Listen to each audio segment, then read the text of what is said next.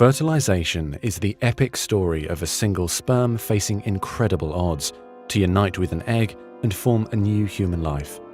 It is the story of all of us.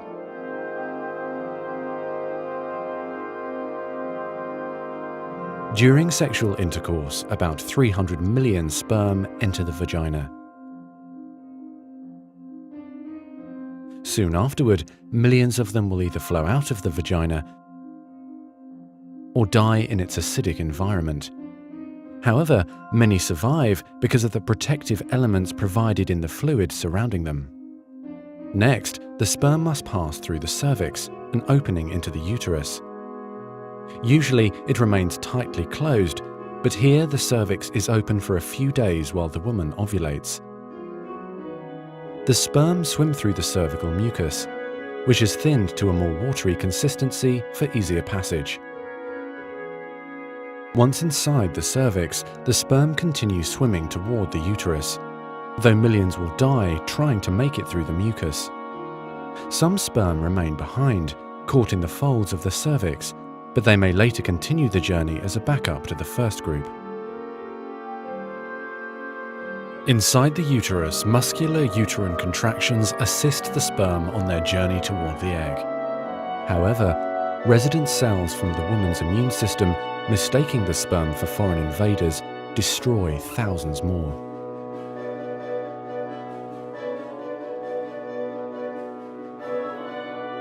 Next, half the sperm head for the empty fallopian tube, while the other half swim toward the tube containing the unfertilized egg. Now, only a few thousand remain. Inside the fallopian tube, tiny cilia push the egg toward the uterus.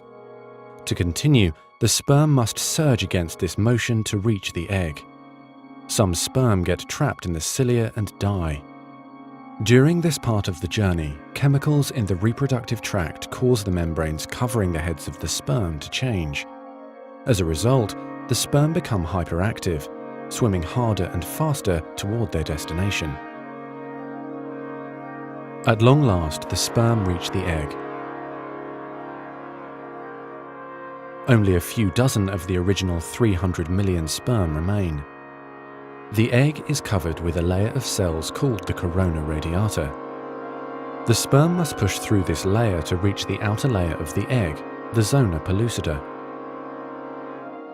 When sperm reach the zona pellucida, they attach to specialized sperm receptors on the surface, which triggers their acrosomes to release digestive enzymes, enabling the sperm to burrow into the layer. Inside the zona pellucida is a narrow, fluid-filled space just outside the egg cell membrane. The first sperm to make contact will fertilize the egg. After a perilous journey and against incredible odds, a single sperm attaches to the egg cell membrane. Within a few minutes, their outer membranes fuse and the egg pulls the sperm inside. This event causes changes in the egg membrane that prevent other sperm from attaching to it.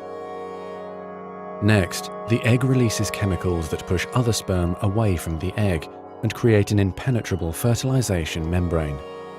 As the reaction spreads outward, the zona pellucida hardens, trapping any sperm unlucky enough to be caught inside.